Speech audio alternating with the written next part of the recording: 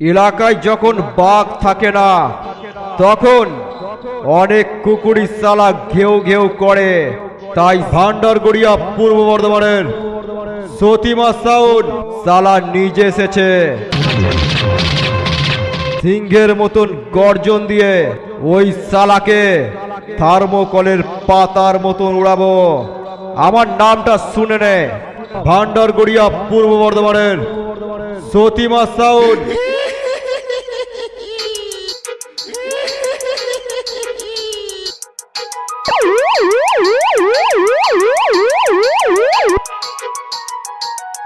Satima sound, ভান্ডারগড়িয়া Purba Bardhaman.